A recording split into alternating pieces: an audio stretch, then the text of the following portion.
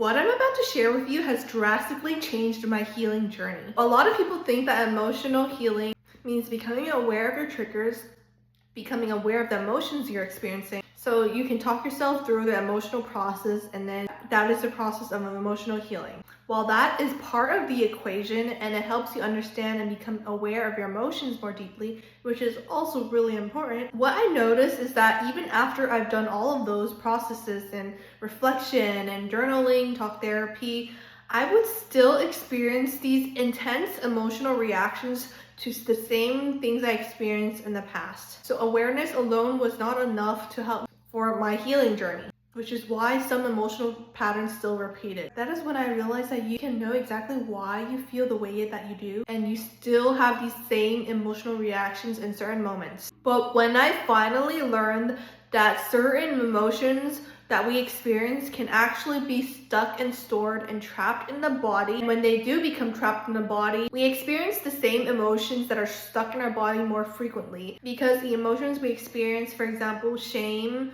or humiliation, never got fully processed in the first place. And because they're still active and live within our body, as a result, the feelings of shame and humiliation in the example I gave often come up for us, and they become recurring emotions that we often face and experience because the same emotions are stuck in our body. This is when I learned that emotional intensity and intense emotional reactions aren't always coming from something you're consciously aware of, because most of us don't know that we are unconsciously storing these trapped emotions in our body. And these trapped emotions subtly influence the way we think, feel, and act every day. So it's not just about understanding our emotions and talking and reflecting and then they're gone and they're fully processed. It's often when you've done all the inner work already and you still feel those same emotions, what's happening is that you most likely have these trapped emotions still sitting in your body under your conscious awareness. So this happens subconsciously, unconsciously, that keeps the same emotions and emotional reactions and the emotional triggers repeating. I'll give you an example from my experience. So I failed my first online business a few years ago, and from that experience, I experienced so much shame, embarrassment, humiliation, and feelings of failure. And as I'm building my second online business on this account, for a while, every time I would create content and edit, I would just feel dread, shame, embarrassment, discouragement, a fear of failure, and just like, why do I have to do this all over again? And I didn't know that this was actually because I was storing these trapped, stored emotions, literally emotional baggage in my body. And once I began to tune into my subconscious mind and ask what trapped emotions are still lingering in my body from the experience of my first business failing, and I was able to clear it from my body once and for all.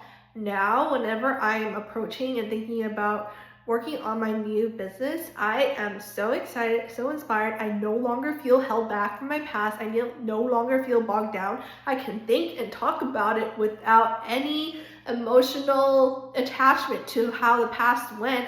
I just feel so emotionally liberated, and I never thought I could get over it until I finally released the trapped emotions my body was unconsciously storing, because I didn't know it was happening. And that is why my healing journey drastically changed, and my vibrational set point began to rise so fast once I started to release the trapped emotions from my body.